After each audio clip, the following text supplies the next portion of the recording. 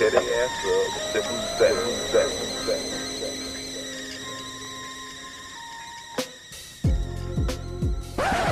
All right, what's good, everyone? Welcome back to another episode of the Offthestoop podcast. I'm Wally Hippolito, and we're at Sheesh Records at 6261 Mission Street Boulevard, Daly City. Mission Street Boulevard. 6261 Mission Street in Daly City, California. Check them out. You know, the whole spiel, hoopty.com, H00PTY.com. And with me today, I got Justin. What's good? We got the little homie Peace. And before I introduce my guest today, I wanted to address this. I got a little backlash last week about the whole Bill Cosby situation, and you know, I just want to apologize to absolutely fucking nobody. Fuck you, you know? If you don't like the show, which I know you do because you're watching right now, whatever you think of Bill Cosby, that was some heinous shit. I said that in the beginning of before I went on my rant. If you aren't interested in the human condition and the human mind and what is going through a murderer's head, don't watch the Netflix Ted Bundy Files. Don't watch Cocaine Cowboys. Don't watch Narcos, because that is a dramatized version of the shit that we will get when Bill Cosby decides to go on tour. And that's that. But my guest today is, man, I'm honestly pretty excited to have him on. We have a lot of the same friends. We go to a lot of the same parties, but we've never really sat down and had like a convo. Always just like, are you fucked up right now? Like, yeah, I'm faded. How you doing, bro? But I'm really excited to have him on. He's been a close family friend for a long time, so that's another reason I'm excited. Everybody clap it up for Mike Woo, y'all. What's good, bro? How you doing? Thanks for having me on, bro. Hell yeah, That's actually a funny point that you made. We never really sat down and like talked. It's always like, you fucked up right now or you faded right now, and that's about it. Bro, because I mean, in hindsight, if everybody doesn't know, this was a bad introduction. Mike Woo is one of the CEOs of FriendsSF, a big DJ collective. My cousin Tommy, shout out 143 Tommy. Shout out Tommy. And Sean, what's Sean's DJ name? Bro, he be changing it up. That's why I never know. I think like at first it was Moy Dingo, and then he's going by Moy now. Just Moy. But then sometimes we put Moy. He's like, nah, I think I want to change it back, or I'm gonna go back. Anyways, yeah. All right, Moy. Shout out Moy Dingo, Moy, whatever. All right, but yeah, they're a big DJ collective in SF, and my cousin Tommy's on it, and I just want to have Mike on, have a good conversation and chill, you know. But yeah, it's pretty crazy because our separate degrees of separation aren't that far. Obviously, it's my cousin, but then we have like homies who went to Reardon. Shout out J Phils. Oh yeah. And like people like that we're always around. But it seems like you and me have never been able to sit down like this or in any other capacity to like actually chop it up. I feel that. Yeah, definitely. I'm excited for today. Yeah, man. So how you doing? How was your week so far? Or how was your week? I'm doing good. I'm a little tired right now, so I'm not gonna lie. Energy level's a little bit low. Man, I had a homegirl visit me this weekend, so we went out Thursday, Friday, and then I had to spin last night too. So I was pretty dead last night, but I think I'm like regaining my energy back. But good. It's been good. So you were at Fate last night, right? Yeah.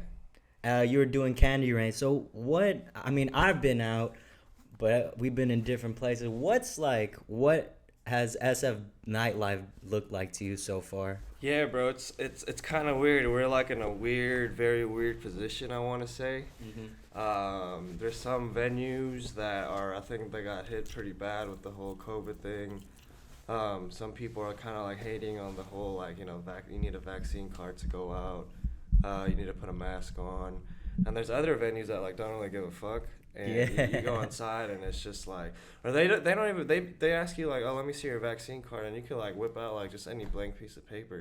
I feel like, and like you'll just be inside and it's fucking packed. And yeah, it's kind of crazy to see it right now. Like I'm trying to think positive too. I hope we don't have another shutdown, but I definitely want like people to stay safe and all that good stuff. Yeah, so I won't call out this spot, but in the Mission, they just let you in. A lot of these clubs, like, or a lot of the venues that I've gone to lately, they're not even IDing people anymore, which is fucking scary because, bro, I'm fucking 30 and I don't know. And I be going to these parties and I'm like, why do you look like jailbait? But I mean, at the same time, I only look like I'm 23, 24, so I can't say too much. But it's crazy, man. Like, yeah, like I said, this bar and some of these places aren't IDing. Like, they really just want people to come in now. Like, they're tired of this shit. Yeah, no, I feel it too, because I mean, like, they had a whole year off. They got hit the worst. And they're still getting hit the worst right now, I feel like, because like some bars, some clubs aren't even making money too much because people aren't really going out all like that. So I feel it for them. I know some people, it was funny because one of my homies hit me up yesterday and they're just like, bro, these people asked us, like, if they buy a table, can we not show our vaccine card? And we were just like, bro, it don't even be working like that, Oh, shit.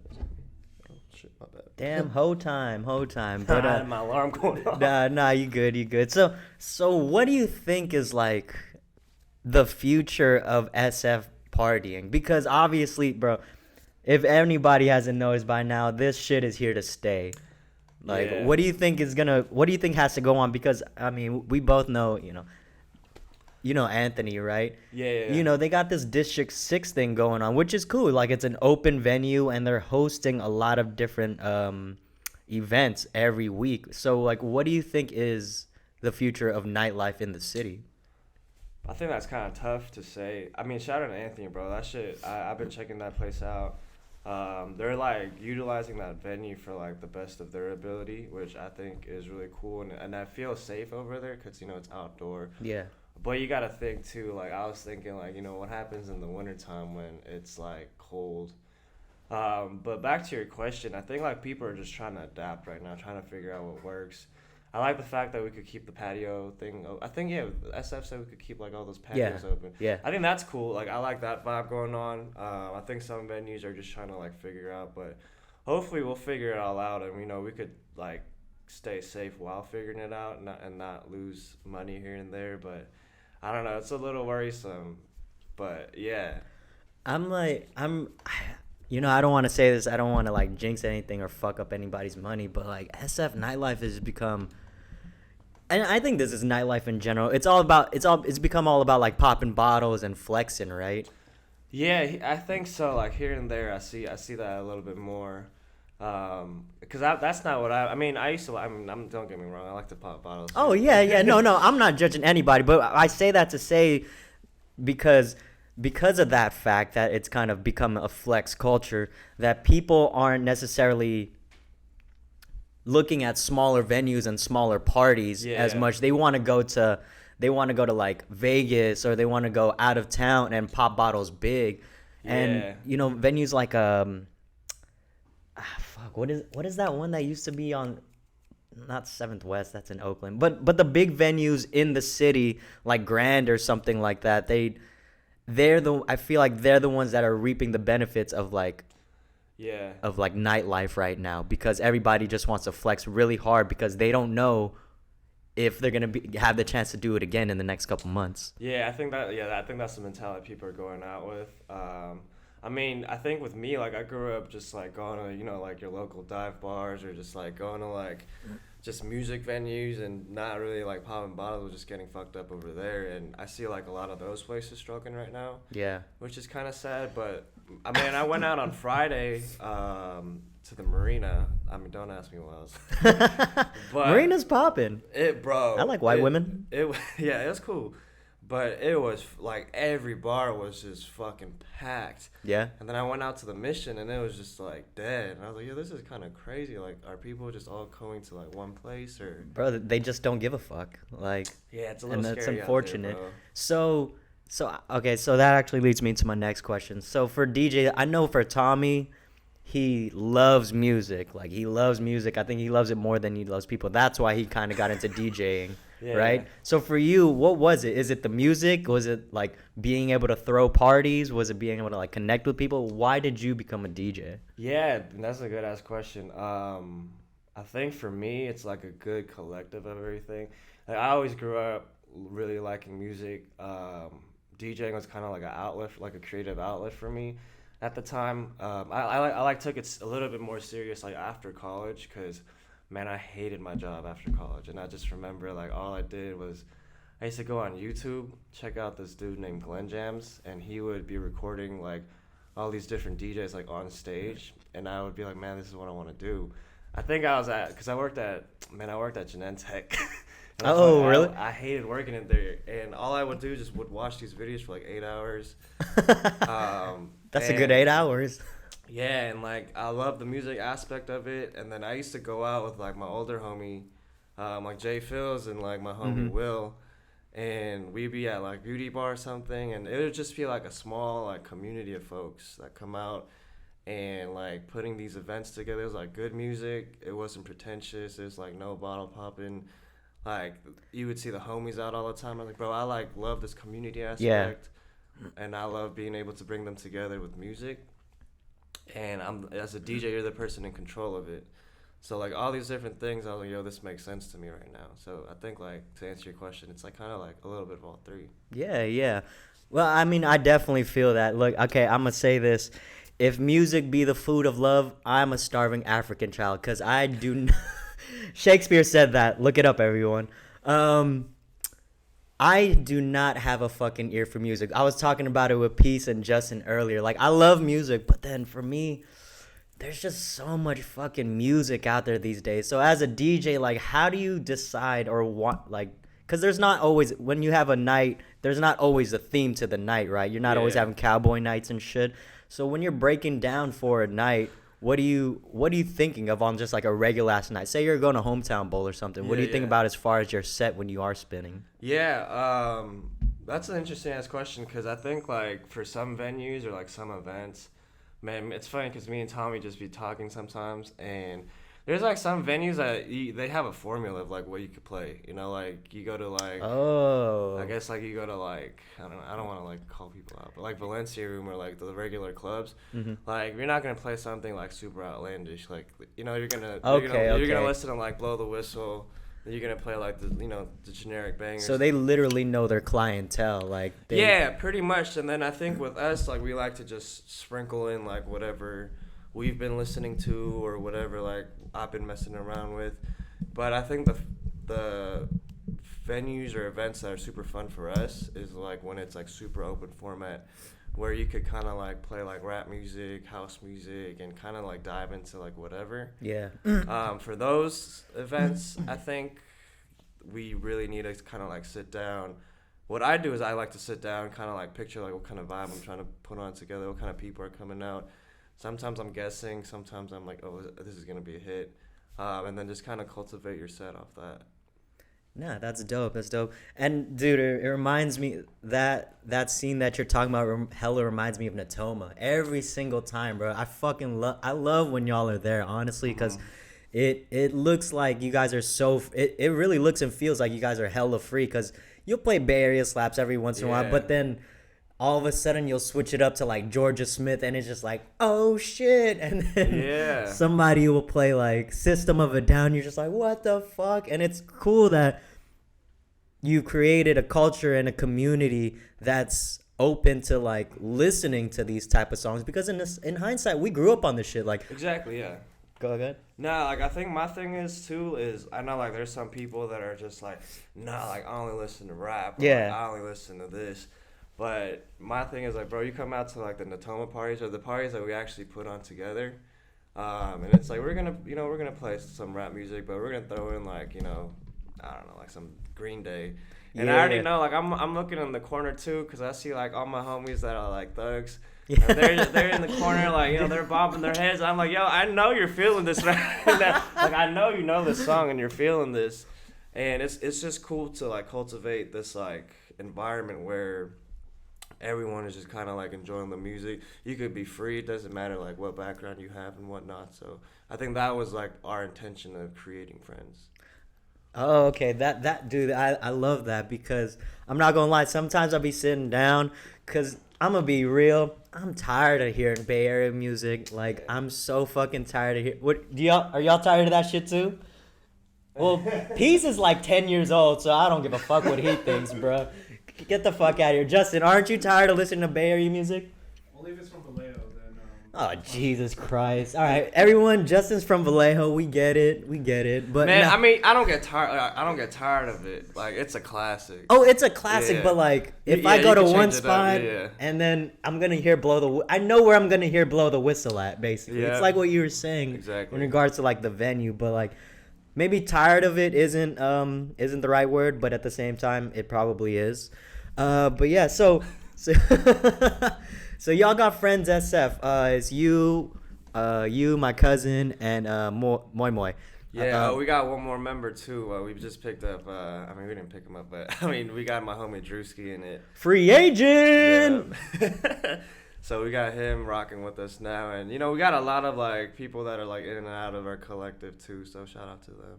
So what is the point of a DJ collective exactly? Like, are you guys just homies trying to make music together and create parties, or is this something where you see it's like a Wu-Tang situation? You guys are cool in the sum of your own parts, but if you form together, you got Voltron.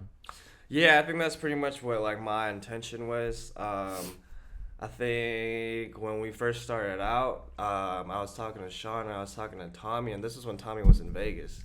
Oh shit. And I like got booked for Hometown Heroes, like that was our first booking. And I remember me and Tommy and Sean would just be like DMing each other like SoundCloud links all the time, like at 3 a.m. Like my girl at the time was hitting me up like, who you like DMing at 3 a.m? I was like, bro, I just got this new SoundCloud mix. I'm like nerding out. But I think I just wanted to like create a platform for like us that were just coming up as DJs. And then we were kind of like-minded too, where you know we loved like all types of music, and then it just made sense to just kind of like get together. And I know some collectives are just like, oh, we could only fuck with the collectives, like we can only throw parties and we're not gonna expand out. But for us, I'm like, bro, we could do whatever. Like you could go rock this party, come meet us up after. Like we'll throw our parties together. Like it's not really something that's strict. Man, we just want to do dope shit with like our homies. That's why we call it friends. Yeah. Wait, so you're saying some collectives they like move like a straight up unit, like they won't go to certain places? What do you Yeah, mean? or like some collectives, like you know, like if I wanted to book someone from a random collective, like it'd be kind of like I would have to hit him up and be like, oh, or hit her up and be like, would it be cool if you came over to our party and rocked this party? And they would have to check in and be like, would this make sense for a brand or you know whatnot? Which does make sense, but I mean, yeah, some collectors are a little bit more strict than others, I want to say. Really? That sounds pretty limiting, right? Do you think that they do that it be from a competition standpoint, or they just want to like align their name in a certain place where they know their collective will thrive? I think they just want to align the names, and also like they don't want to like double book. So like say there's 2 events going on one night, it's like one collective and then it's our party, and if we pulled someone from that collective, we might pull some of their crowd. You know what I'm saying? So they don't want to okay. like mess around, double book with the logistics and like all that back end fucking bullshit stuff. Yeah. Politics, everybody, they're everywhere. Bro, everywhere, man. That shit is annoying. Yeah. So all right, let's get a little personal. So when you decided like this is what you want, and I know you're Korean heritage, right? Yeah. Korean American, or I don't know what you consider yourself, Yeah. but when you told your parents like, yo, mom and dad, this is what I want, like I graduated college, what was their initial reaction? Because I don't know your parents, like are they traditional in the sense? Nah, I don't think they're traditional at all. I told them this is what, like, I mean, I was like, this is what I'm doing as, like, a hobby. And it was funny because they would see me, like, out. Like, I would be going out, like, Wednesday, Thursday, Friday, Saturday, like, when I was younger. And I could, like, my body could actually, like, be out like that. Yeah. And, like, I would go to work at 8 a.m. Just so I could be, like, networking with folks, like, get, like, my creative ideas going on and, like, seeing, like, what other people are doing when we first started out. And all they said was, like, bro, just make sure you stay on top of your money and, like, you know, you go to work. But other than that, like, I don't give a fuck what you're doing. And then now I think it's kind of cool that they saw it like kind of grow. Cause like I remember in the past, like we DJ'd like Thursday nights, and like my mom thought I was sick, but she was like, you know, you got work tomorrow, so you better like make your ass to work. Like I don't care if you're hungover and whatnot. Yeah. But now like we're doing some things bigger, and like, you know, I'm telling her like I'm doing like this show and that show. She's like, oh, that's dope. But now she's like, oh, make sure you don't get COVID. But other than that, like I think they support me like a lot for the most part. Damn, that's such a rare story, because I know a couple of Korean folks who are not doing what their parents want to do, and it's like, I know in the culture, and I think this is probably Asian culture in general, it's like shame, and it's fucking crazy. Yeah, it's kind of funny because I think like even when I started out and I was like posting on Instagram, like Thursday parties that I would DJ and stuff, and I think like some of my mom's homies knew just like through word of mouth from their kids or whatnot, and I'm pretty sure like my mom's homie was just like, oh man, like look at Mike, he's just like partying all the time. But now like my mom's like, oh, like this person said like he did this party and looked really cool. So I think like in the past, like maybe some other Korean moms were like looking at me like I'm a troubled child. But now they're like, oh, this is kind of cool because like it's all coming together. Yeah. Like, man, y'all was hated on me in the past anyways. Yeah, I mean, well, that's how it goes, right? People think you're just doing these small little things and it's just like a hobby. And, you know, that's cool and all, but what is your other goal? But when they see that your vision is actually kind of coming through, that's when they think, okay, like I want to support them. And that's kind of fucked up because at the beginning of things, that's when you kind of need your friends and family to support you the most, right? Exactly, yeah. Yeah, I mean, I think in the beginning of things too, like I had like my support system. Like I got like my, I got my homies like Vil and all them. I think you met them before, like all my Tongans that be pulling up. Oh yeah, yeah. Like I can't not see those motherfuckers. Yeah, we be rolling deep, man. But like they be coming to, I think like every fucking show. Like they just come deep every show, and like that's the support system that I had. Like sometimes I remember I was throwing parties, and like it was just them because no one else pulled up. I was like, yo, I hella appreciate. Like this is the support system that I needed, and they're still rocking like 4 years later. So I appreciate that. So shout out to them. Shout out to the Tongan community, bro. Yes, sir. Dude, hey, you know, while we're on that subject, Tongans are fucking crazy, yo. Like, I met this Tongan girl at a open mic. I was doing it, and then I sit down, and she's a beautiful young lady, by the way. Shout out her. I forget her name. She like grabs me like a bruh. She turns around. She's like, hey, like, what do you? You're really funny. You should do. you should perform some more. And I'm like, Jesus Christ. And then, you know, her and I start talking a little bit. And then I see a wave of Tongan dudes come through. And they're like, hey, you messing with my sister? I was like, bro, she grabbed me, bro.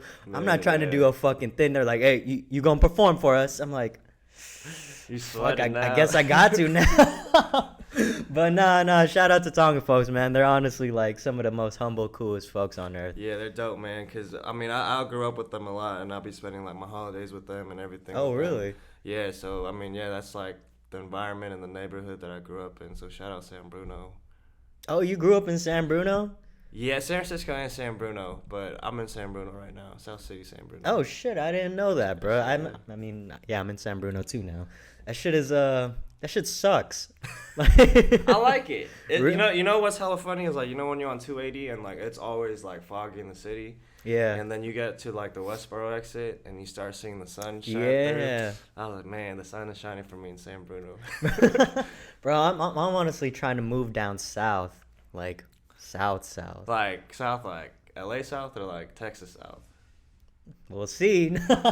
But I do want to start traveling a lot more. I mean, I don't want to put too much, but like, you know, you put things in place, try to like make it, but I want to travel again soon, dude. I know you've been traveling a little bit, right? Here and there, man. Like I went on my first trip, like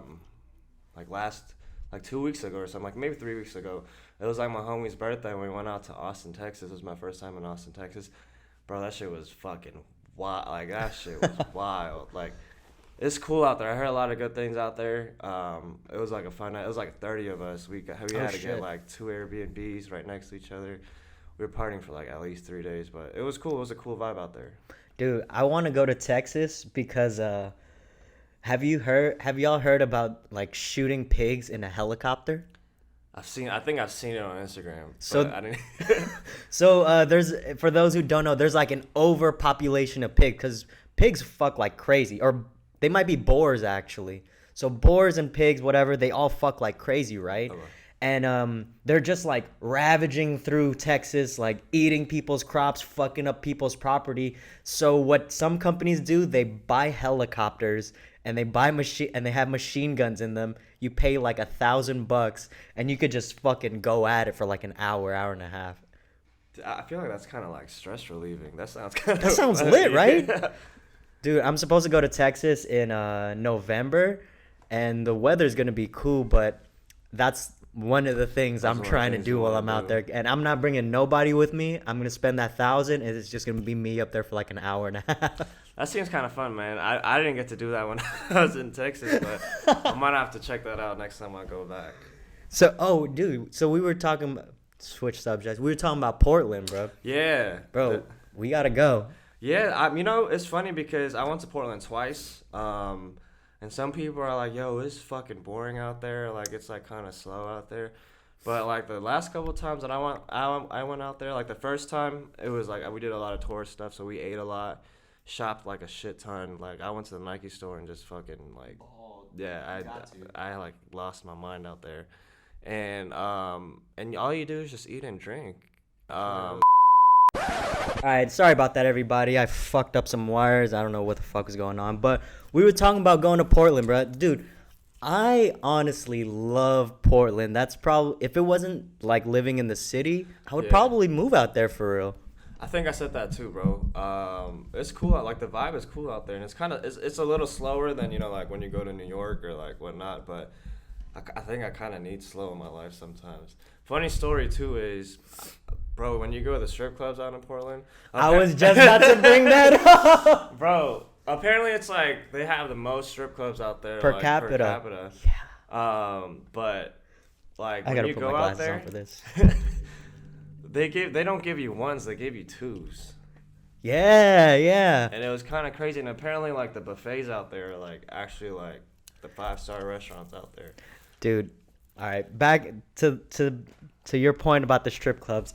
I love the strip clubs over there. It's amazing. And it's not just, you know, of course the women are pretty or whatever, but, like, the ambiance they just put on. And honestly, they show you a good time. Like, even if you're just watching a really good show. They're talented, bro. Yeah. They're fucking talented. Plus, the food is amazing.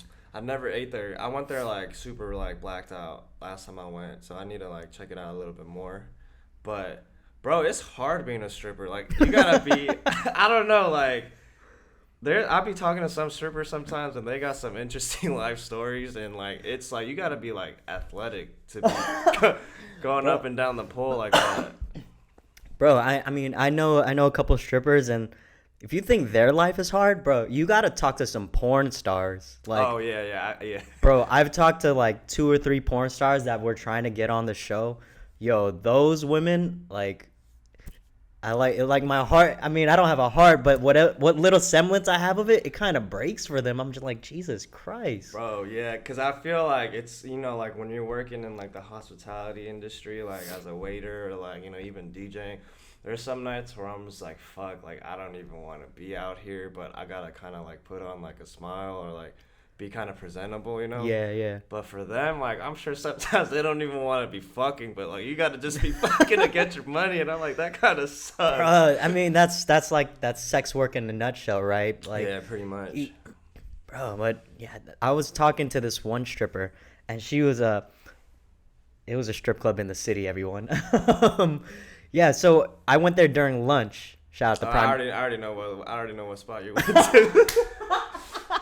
So that place, right? I was there, and then a girl asked me to dance. Asked me if I wanted to dance. I was like, nah, you want to just sit down and fucking watch me eat my meal? I want to have a good conversation. She's like, yeah, sure, why not? I think she had already made her money. She was like, throw this fucking loser a bone. Yeah, I like talking to strippers, but continue. But no, she was just telling me like, yeah, I'm 22. I had like 2 kids. I got kicked out, and like baby daddy, da da da. And I'm just like, damn, I have not experienced life yet. Yeah, like, it's kind of crazy. I think I was in Vegas one time, and I was just stumbling into a strip club, and I was talking to like this girl. She's like, yeah, there's a lot of like college students from like UCLA and USC that be stripping, and I guess they like get a hotel room out in Vegas. They strip for one night, and then they make enough money where they could party one night, and then they pay their tuition. And I was just like, yo, that's kind of crazy. Like, that's dope that you can pay your tuition. Hell yeah. Like I know, bro. Right? Like, I was like, man, sign me up. Bro, if there was a male strip, if there was a male strip club here, would y'all get in shape to do it? I'll come as I am. Yep. You'll come as is? Yeah, bro. I respect it, bro. I respect it too, man. You For me, I'm a little not a little. I'm very self-conscious, so like if I gotta come right, like I gotta look tight. Be like, okay, this little motherfucker is gonna do some shit. Maybe not on the pole, but I'm gonna come with some moves. Bro, that pole. So we went out to the strip club out in Austin, and apparently it's bring your own booze at some strip clubs. That's what my homie said. That sounds a lot dangerous, but we didn't go to that spot. But bro, I was just chopping up with my homie, and this girl got on stage. And then all of a sudden, I look this way, and then I look back this way, and I'm like, oh, where'd the girl go? Because she was dancing on the pole, and my homie's just going like this. And she is, bro, I'm not even kidding you. She's up there like Spider-Man, legs in the air, and like, I'm like, yo, what happens if she, like, bro, if she falls, it's over. And all of a sudden, the beat drops. And she just fucking, bro, like upside down, slides down like Spider-Man. Bro, I got all my ones, and I went up there, and I just fucking started. I was like, that's talent, man. Like, that's insane. Bro, people think stripping is a fucking nothing. Stripping is a job, everyone. Just like NBA players, just like NFL players. These are athletes. Like, bro, it's crazy. The next strip club I want to go to is in Atlanta. Like, I heard it's fucking crazy out there. Dude, I don't even think I'm ready for it. Dude, well, you just went to Texas, right? You're expanding. Okay, yeah. Eastward expanding, reverse of America, bro. All right. We going on a strip club tour soon. Friends strip club? That'd be lit. Friends X Off the Stoop strip club tour. You heard it here first. Starting probably January, February. Probably February around my birthday. Let's fucking do this. Okay, we do it. But no, going back to Portland, bro, I honestly, like, I don't know. I just have so much nostalgia over there. It just feels, it's one of those places where you feel really good. I did mushrooms over there. Okay, cool. And it was like, like the city is dope because it's kind of half city, half forest. Because, they have those trees in every corner. And I remember walking towards a City Grill or something like that at like 7 or 8 at night, and my friends were like back there hella slow, and then I seen a tree and I was shrooming, and I just looked at it, I was like, hey buddy, and I was doing this for like an hour and a half, and Portland, I couldn't move there because of addiction, but it'd be fucking fun to live there for a while. Yeah, it'd be pretty tight to move out. The funny thing is, so I did acid at Coachella one time, and bro, have you been to Coachella? Yeah. So we went like weekend one when like the grass is just like all, it's everything's like ready for you. So I walk in, it hits me, and like people are using the porta potty, and like we're walking on the grass. And I swear to God, like I thought I saw like little civilizations inside the grass. And I was like, the grass is looking like so fucking nice. Like I could like talk, like I'm connected to it. I don't like, if you did acid, you know what I'm talking. Like if you do psychedelics, you're ethereal, yeah. Yeah, and I was just like you said, I was like touching the grass and like and then I look up and all my homies are looking at me like, bro, what the fuck is wrong with you? But the crazy thing is, I saw an Instagram post recently, and they said like if you put grass in like a microscope, you could see like little faces. I don't know if this was true or not. But really? You can see like little faces or like little like some shit like they're alive, I was like, see, I told y'all, man. Like, I wasn't crazy. See, Justin knows he saw Dirk moving and smiling at him, huh? Bro, we all connected like that. Dude, I love it because, like, something that's not met, even something that doesn't come from nature, like these fucking crates behind us, like, they start reverberating, and I'm just like, how are you even alive? Like, it doesn't make any sense, but honestly... Oakland is a little loose on mushrooms. It's legal now, but bro, honestly, like the Bay Area and the country as a whole needs to do that because there's been so many research, like so many papers that I've read and like research done that a lot of these psychedelics can cure or have been a cure to a lot of like mental health issues, which is crazy. Yeah, that's what I've been seeing, and I've been wanting to check out. Because I know a lot of people have been microdosing. Yeah. I've been wanting to check that out a little bit because they said that it helps with like anxiety and like all that stuff.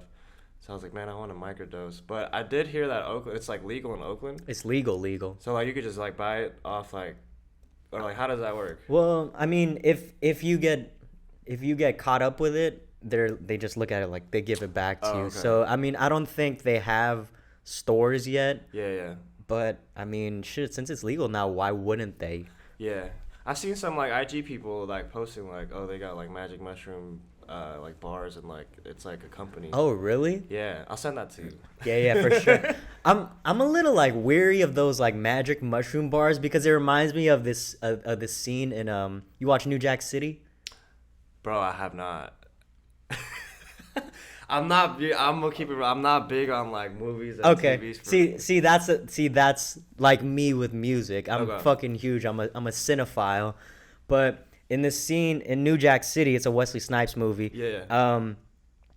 They have this. I mean, it's fucking crack and it's not mushrooms, but they have this section where they have this thing called the Carter where you buy the crack there and then you go downstairs and you do it. And that what you're talking to me about right now it just reminds me of that because everybody's just like this, like a fucking zombie tweaking in the same place that they pervade all their drugs. And I'm kind of scared of that idea because like for me, I don't want to microdose. For me, I go like fucking big, you know, not to like flex or anything, but like I really want to feel it, not just kind of coast through.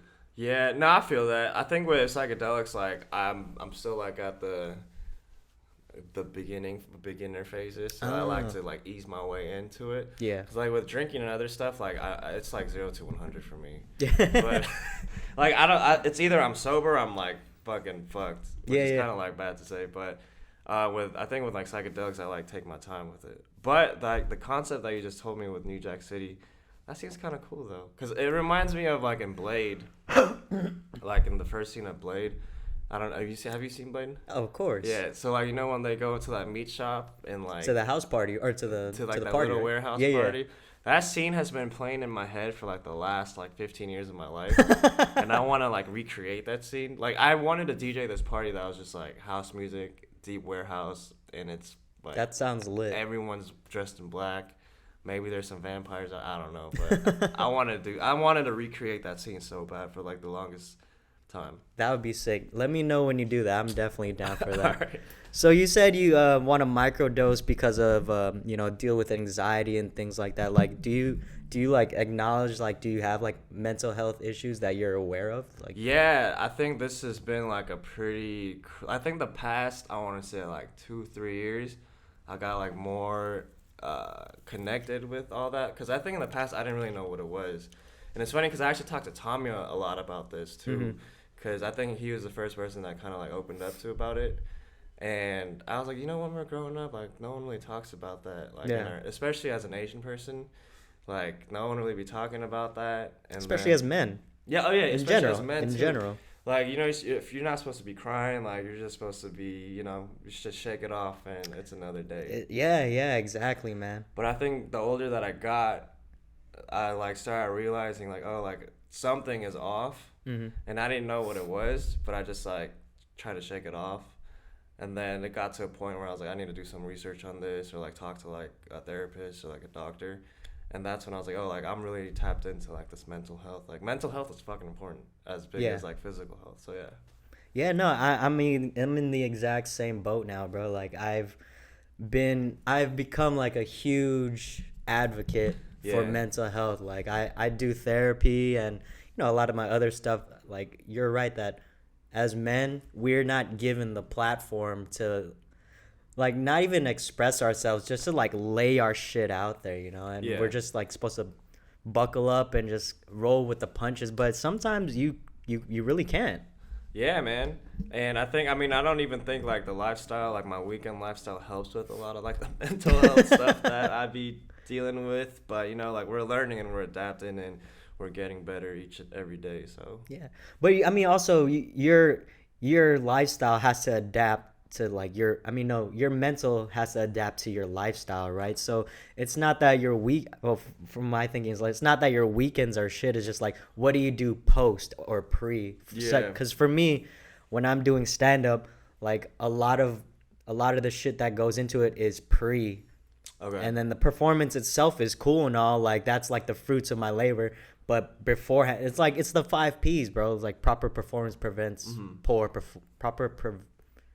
the 5 P's. What the fuck ever, dude. It's 10 in the morning. What do It's you like want me? PEMDAS, Yeah, yeah. But yeah, man, I think for me it's like a lot of the prep and a lot of the post that does it for me when I perform. Is that like do you like think about that when you're after like you do your sets and shit? Yeah, I think like it's a lot of it is the pre, like the build up. I think like while I'm performing, like that's when like everything just like goes away. Like you're just like in this like perfect state. Like, or actually, depending on It's like Nirvana. yeah, depending on like what performance it was, because I think I did a back to back with Tommy recently, and it was like a true back to back where he would play one song and I would vibe off that energy and I would play like another song, and I was like, bro, that shit was like, and I was sober. Yeah. And I was like, bro, that shit was like, we were just like in perfect Nirvana right over there. I was communicating with you through music. So I think that like that shit is tight. But then I know like, back to your question, like yeah, the build up of pre and post, that's kind of when, I guess, yeah, things get kind of weird for me. How weird? Like what is like the most random shit you've done to like post performance? Like not the drinking, not the nothing. Like have you ever gone to an underground warehouse and seen vampires? Man, I think when I first started, I guess like when I first started, like, so after you perform, I feel like you're so amped up, just like off just the energy. Mm-hmm. And like it's like 2 a.m. and you're kind of drunk. I've been to a lot of after parties. And I think, like, now I'm like, yo, I gotta go home and just, like, give my body a rest or some shit. Or, like, I'm gonna just smoke some weed and just chill out. Like, that, I guess some tacos or some shit like that. Some old shit. Yeah, like, I need to start doing that. I feel old, man. Like, my hangovers are, like, 3 days long, like, 2 days long. Bro, I don't drink as much as I used to, but, like, honestly, my post is, like, I always have a hangover for, like, 2 or 3 days now. And I, like, need a day off for my day off. And it fucking sucks to see how washed you're getting. Yeah, like, I just need to start planning shit out, too. Like, oh, Sunday's going to be, like, a rest day for me. Like, I'm not going to do nothing. But, I've been to a lot of, like, weird after parties. Like, we went to an after party, like, a couple weeks ago. Like, a DJ homie invited us out. It was his girl. And it was funny because, like, my homie I was having it was, like, a lot of older folks. I was having a good time. And then my homie came out kind of mad. He's like, bro, I'm out of here. And I was like, bro, what? I was like, you good? And he's like, bro, man, like, I was hooking up with this girl in the room, and, like, we were doing shit.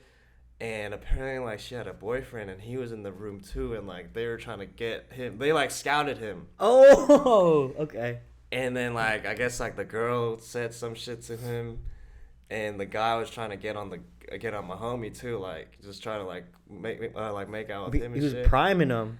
Bro, and then he left, and I was like, yo, I was like, this place is getting a little bit weird, so we had to dip out. Dude, that's fucking foul, man. Hey, what would you do if a girl tried to prime you like that? I feel disrespected, but also flattered. Yeah, honestly, like I wouldn't do it. I mean, I'm not into guy girl situation, but I would feel flattered if the couple wanted me, because I gauge a lot. I gauge some of like my looks off if a gay dude likes me, because I feel that. I feel that. You know, I feel that. I feel that a lot. I feel that. Yeah. Because I think like, okay, if a gay dude likes me, the women definitely like me too. You know, like that might be some narcissist shit going on, but dude, it's all about the mentality, bro. And you know what? I got some gay homies with me, and they told me like they're just gonna tell you up straight. Like there's no filter. Like they're gonna tell you straight. Like if you look ugly as fuck, yes, they're not even gonna talk to you. Dude, this is why I fuck with gay people. Gay dudes are some of the funniest motherfuckers alive, bro. Oh, like yeah.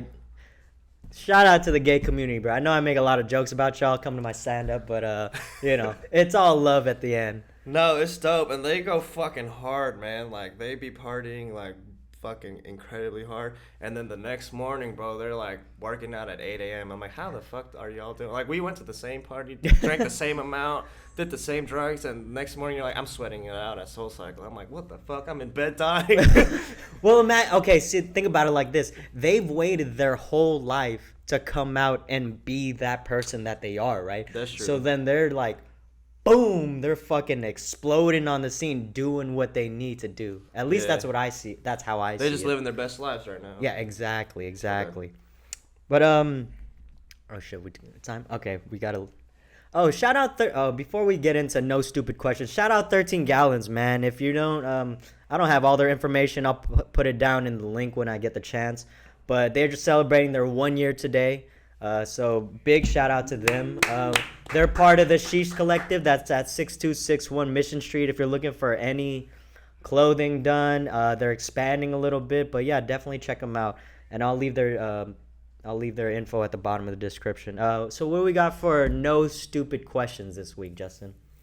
With Cuomo, Cosby, and T. Lanes all getting catch up in accusation of women assault charges or sexual harassment, do you think the world is going far left on women protection that we, as women, myself, not me, but the person who's asking the question, are going to push men so far that we lose their protect in the future? I think that was Shaki from 1 Hour with Crowder. Shout out Shaki. I think that it's kind of like a weird question. Kind of weird. It's a long question. It's a long question. Maybe we should. Hold on. I think I get their point though. No, go ahead. Like I think there's, I mean, my interpretation was like if they. Is it a masculinity thing? I think I think it's just like a whole like sensitive world thing. Like I've had this conversation a lot where, you know, like it's funny because you look at for example, like South Park in the past, and they could say this shit or that shit and nobody would blink an eye to it. But now in our society, we're like living in this like hyper sensitive like society. Yeah. Where I'm not saying what the actions that those individuals did are like right, but it's like I don't know. It's kind of like cancel culture, you know. Like we need to like have like I think I was just talking with my homegirl yesterday, and she was like, I don't think cancel culture is cool. Like even with the DaBaby, I said like 5 times, but even with him, like rather than just canceling him, we should like try to have like an open conversation and like educate people rather than just completely like I don't know use hate on hate. If that makes sense. No. That I get that. I think for me the interpretation of the question is like will men lose their masculinity to a point where they aren't the protectors of a home? Okay. And from my idea, I think that like, you know, there's a huge women's movement. Like women, I'm not gonna lie, women are in fucking power right now. I think so too, man. Women are fucking scary. Dude, women, y'all are fucking scary. Like you know, lesbian, straight, non-binary.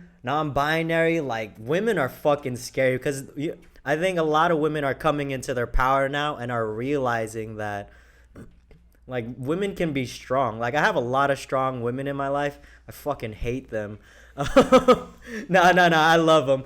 But it's hard. It's hard as a man, especially growing up, to where you don't understand if you're not taught masculinity in a certain way, then you're kind of gonna feed off of the woman's masculinity, and it's a different type of masculinity that they offer as opposed to a man's. Yeah, no, I get that 100%, definitely.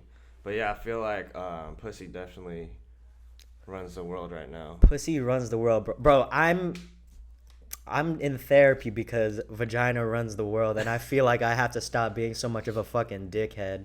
But that's also why I'm a comedian now, so I have that autonomy as well. Yeah, bro, it's scary. Like, I be talking to some of my homegirls, and bro, the way that they be dragging men in front of you, right? I'm sitting there like, this is why I don't want to get at anybody. I'm never gonna slide in any DMs. I'm not even gonna look at a woman no more. I'm like, bro, y'all are rude. I'm like, that is rude. It's in a group chat setting. It's screenshots coming in. I'm like, dude, Yo. Imagine like whatever I said to some girl, she's sending it to her homegirls, and it's just fucking screenshots. It revolves around the world. I'm scared, man. I don't want to be looking stupid like that. Dude, and it's crazy because like this is why you can't eat where you shit, right? Because if you send that wrong text to a girl, those girls are gonna see you at your party. Not saying that you do, but example, like they're gonna see you at your party and they're gonna be like, look at this motherfucker right here. Yeah, bro. That's like my biggest fear. But women, y'all got it, man. Y'all got it. This is coming from a man. It's coming from a brown man. Y'all need to take a step back and enjoy what you have right now, because you're gonna get a lot more shit very soon. Not shit in the sense of bad things, but you're gonna get a lot coming to you as far as power dynamic and things like that. And that balance is fucking weird. Yeah, I think it'd be pretty dope to see too, but we'll see what happens. Cool. We got another one? No? Alright, anything you gotta plug right now, Mike? Oh man, no, not really. Check out FriendsSF on Instagram. We can throw pretty cool events here and there. I think our next event at Natoma should be on. We're doing an event at F8 on September 10th, so that should be cool. With I think Sheesh Radio's about to be out there with us. Nice. We're doing a Natoma event September 11th, so check that out. Ooh, shout out 9/11 parties, baby. Never forget, unless you're fucked up. But what do I have? Oh, so this comes out on Tuesday. This Wednesday, August 25th, I'm hosting 7th West stand-up comedy. Be there. It's a free event. Come and chill. Thursday, I'll be at Alameda Comedy Club. Doors open at 6 o'clock. That's a free event. Saturday, August 28th, I'll be in Pittsburgh at Cinema Theater.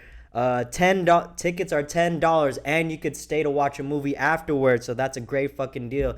I'm gonna be on a lineup with my boy Felix Harry and the homie Jose Contreras. So some big names in the comedy community. So come check out, come support live comedy, come support good entertainment, and yeah, everyone.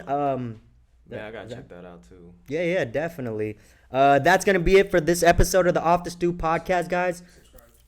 Make sure to subscribe to the YouTube page and to all streaming services, iTunes. and iTunes. Make sure like, subscribe, and share. Make sure to leave a, what is it called? Comment. Review if you can, and comment as well. Let Mike know how fly he looks. And I'm in Crocs right now, man. Send a stripper. Strippers in Portland, hit us up because I would love to know more about your work. And until next week, guys, I'm Wally Hippolito with Mike, Peace, and Justin. Peace.